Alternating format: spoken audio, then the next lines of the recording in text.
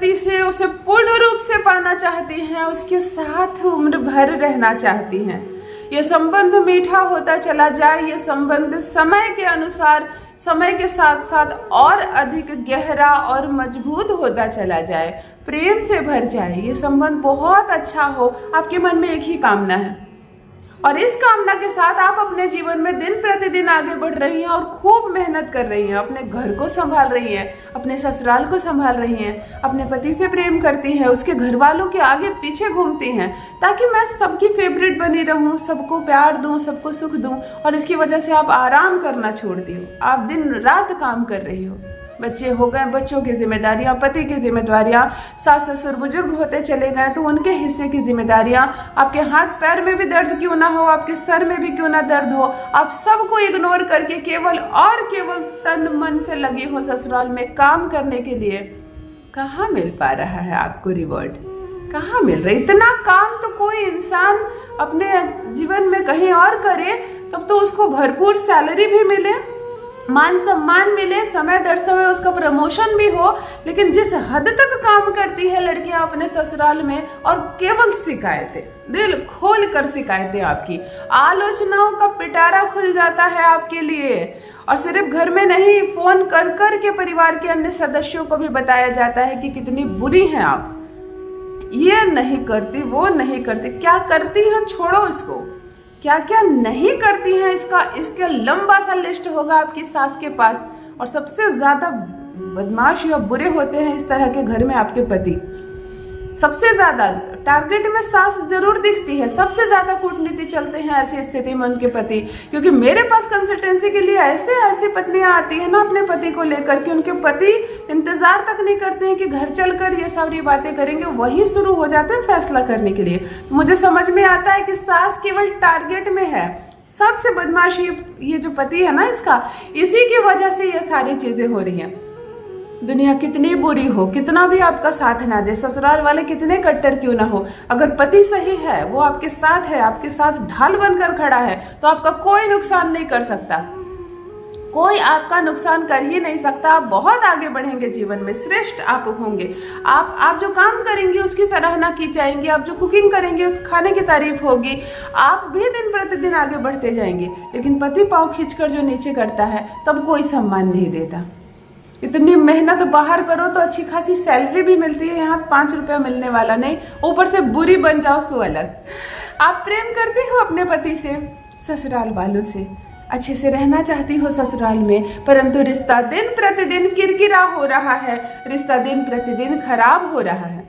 और अब आपको ऐसा लग रहा है कि ये रिश्ते में मिठास भरना नामुमकिन है, नामुमकिन है। इस रिश्ते में मिठास भरना कुछ नहीं हो सकता है, क्योंकि यहाँ कोई आपको समझता ही नहीं है। आप किस विचार के हो, यहाँ सब अन्य विचार के हैं और आप वैसे नहीं हो सकती। आप अलग घर से आई हैं, अलग शिक्षा दीक्षा संस्कार के साथ, भला कोई एक रात में कैसे बदल जाए।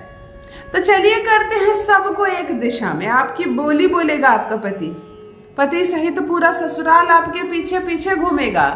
ऐसी अवस्था आ जाएगी कि आपके बिना 1 मिनट 1 दिन भी चैन नहीं पाएगा। मैं कहती हूँ बिल्कुल बिल्कुल आपका पति पूर्ण रूप से होगा आपके वश में। एक अद्भुत उपाय आज बताने जा रही हूँ, एक अद्भुत चमत्कारिक उपाय बता रही हूँ। 5 मिनट में असर शुरू होगा। 5 मिनट भी मैंने ज्यादा कहा। 5 मिनट के अंदर आपका पति आपकी बोली ना बोले तो कहना। जान लीजिए प्रथम मैं कौन हूँ। नमस्कार दोस्तों, मैं हूँ खुशबू सिंह। बहुत स्वागत, बहुत अभिनंदन करती हूँ आप सबका अपने YouTube चैनल ज्योतिष ज्ञान में। कैसे हैं आप और घर में सब कैसे हैं? मेरे कमेंट सेक्शन में जय माता दी, हर हर महादेव अवश्य लिखें। अपनी खैरियत मुझे जरूर बताएं। पढ़ती हूँ हाथ की रेखाएं, पढ़ती हूँ जन्म कुंडली, और आप कुछ ना कहें तो आपका चेहरा भी पढ़ लेती हूँ। करम है, कृपा है ऊपर वाले की, प्रेम है आप सबका। जुड़िए ज्योतिष ज्ञान चैनल से। जो भी नए भाई बहन चैनल पर पहली बार आए हो, मेरे वीडियो को पहली बार देख रहे हो, मुझसे प्रथम बार मिल रहे हो, चैनल से जुड़िए, सब्सक्राइब कीजिए, मेरे परिवार का हिस्सा बनिए। दिल नहीं टूटने दूंगी, एक भी घर नहीं टूटने दूंगी। विगत 15 वर्षों से यही सफल प्रयास कर रही हूँ। घर नहीं टूटे आपका। तलाक नहीं होगा, किसी भी कीमत पर नहीं होगा। पति बात नहीं मानता है, इतनी सी ही बात है ना। पति झगड़ा करता है, इतनी सी ही बात है ना। ये कोई बड़ी बात नहीं है। इतने के लिए कितनी लड़कियां रोती है, मायके चली जाती है हमेशा के लिए, किसको किसको फोन करके बता देती है और इस रिश्ते में न जाने किस किस को डाल देती है। मैं कहती हूँ पति और पत्नी के रिश्ते के बीच किसी को मत डालो, मत डालो किसी को। आप खुश रहो, आपके पति खुश रहेंगे, जो भी प्रॉब्लम है, जो भी परेशानियां हैं दूर से हट जाएंगी, आप दोनों की दूर हट जाएंगी। कुछ लड़कियों की ये कमजोरी होती है कि उसको जरा सा भी कुछ बोलो तो वो फोन उठाकर अपने मायके फोन कर देती है। जहां से संबंध टूट गया तुम्हारा, पिता ने तुम्हारा हाथ ऐसे पकड़ा और पति के हाथ में दे दिया और कहा कि मैंने अपनी कन्या दान कर दी। तुम्हारे दरवाजे पर कोई आता है, तुम उससे एक मुट्ठी चावल लेती हो और उसको दान कर देती हो, वो लेकर चला जाता है। अब वो चावल तुम्हारा है क्या? जिसके दिया है तुमने उस चावल को पकाकर खाए, उस चावल को पानी में फुलाकर पीस कर डोसा बना दे, उस चावल को बेच दे और उसके बदले पैसे ले, वो उसकी मर्जी है, आपका तो हक रहा नहीं उस पर। तो जब कन्यादान हो गया है तो फिर मायके वाले इस हद तक ससुराल में क्यों चले जाते हैं? आपने तो दान कर दिया कन्या, केवल उसका ख्याल रखो, उसकी सुरक्षा का ख्याल रखो, एक नज़र उसको देखो, हद से ज़्यादा उसकी गृहस्थी में दखल मत दो।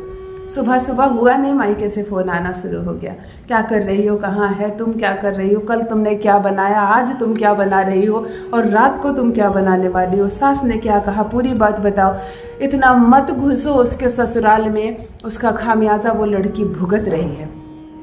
मैंने कई ऐसे रिश्ते टूटते देखे हैं कि केवल मायके वाले के प्यार में सनी रहती है लड़की, इतना प्यार करने लगती है और वो लोग इतना ज़्यादा इसको पकड़ में रखते हैं कि ये ससुराल की हो भी नहीं पाती। चलो ध्यान से सुनो, मायके वाले को लाना बंद करो, जो भी समस्या है पति और पत्नी के बीच ट्रांसपेरेंसी रखो और आपस में सुलझाओ। चलो सीधे उपाय पर आती हूँ, ज़्यादा समय नहीं लूँगी। एक छोटा सा एकाक्षरी मंत्र और सब कुछ ठीक हो जाएगा। अद्भुत उपाय बताने जा रही हूँ। राहु और केतु दो ऐसे ग्रह होते हैं जिनका काम ही है रिलेशनशिप में पहले झगड़े उत्पन्न करना और झगड़े हो जाए तो उसको और बढ़ाना और फिर तलाक हो जाना। यहाँ थोड़ा सा शनि भी योगदान देता है। आपको एक प्याज लेना है शनिवार के दिन, अद्भुत है ना प्याज। ये राहु और केतु होते हैं। आपको 2 लहसुन की कलियां और एक प्याज लेनी है। प्याज को पूरा छील लेना है, जैसे सब्जी बनाने के लिए छील लेती हो ना, पूरा छील लो, उसका छिलके को हटाकर एक जगह रख दो। लहसुन को भी छील लो और लहसुन के छिलके को भी एक जगह रख दो। प्याज में 2 कट ऐसे लगाओ कि उसका थोड़ा सा पेट फाड़ो और इस लहसुन की कली को प्याज के अंदर डाल दो। बात समझ में आई? एक लहसुन की कली, 2 लहसुन की कली, प्याज का 2 चीरा ऐसा लगाओ कि दोनों लहसुन तुमको पेट में डाल देने हैं। प्याज के पेट में डाल देना, अजीब शब्द मैं बोल रही हूँ बट अंदर डाल देना, ठीक है। पूरा प्याज के अंदर लहसुन को डाल दो। ये राहु और केतु होते हैं।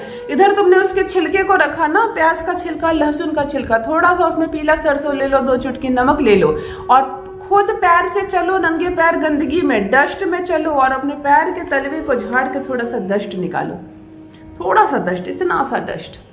इन 5 चीजों को ले लो, प्याज के छिलके, लहसुन के छिलके, पीला सरसों, थोड़ा सा येलो मस्टर्ड और थोड़ा सा नमक, 1 चुटकी नमक और अपने पैर का डस्ट एक जगह रख दो और कागज ले आओ, पेपर ले आओ।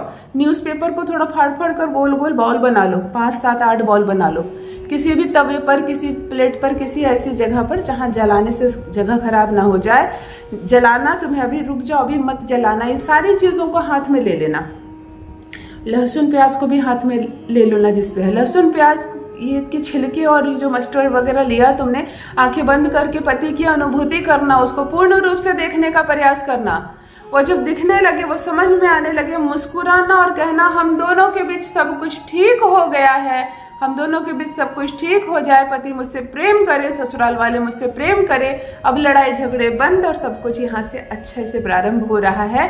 ऐसा कहकर अग्नि जलाना, सारे पेपर जलने लगे तो ये जो हाथ में तुमने रखा है 3 बार खुद से एंटी क्लॉकवाइज घुमाना, 3 बार अग्नि के घुमाना और अग्नि में डाल देना। जब ये सब जलने लगे, पेपर की कमी मत रखना, खूब सारा पेपर रखना। जब ये दहकने लगे तो इस लहसुन और प्याज को इस गर्मा गर्म अग्नि में डाल देना और एक मंत्र है, डालते वक्त से शुरू करना और 108 बार बोलना त्रीम, केवल एकाक्षरी मंत्र त्रीम। दहकती हुई अग्नि में इस प्याज को डालना जो इसमें लहसुन तुमने डाला है। आज हमने राहु और केतु की वजह से जो सारी चीजें खत्म हुई है ना, और आपकी जो नेगेटिविटी है सब उतार दिया है। एक छोटे से प्रयोग से बहुत कुछ हो सकता है। प्याज लहसुन जलेगा नहीं, वो गर्म हो जाएगा, खराब हो जाएगा, आधा पक भी जाएगा। अग्नि को जलने देना और वो सारी चीजें जो जल रही है उसमें लहसुन और प्याज को डाल देना। त्रीम नाम के एकाक्षरी मंत्र का 108 बार जप करना। जब समाप्त हो जाए, अग्नि बुझ जाए, तो इन संपूर्ण चीज को उठाकर घर से कम 40 कदम आगे जाना और फेंक कर आना। कुछ चीजें जली होंगी, कुछ प्याज जले होंगे, कुछ नहीं जले होंगे, बस फेंक कर आना।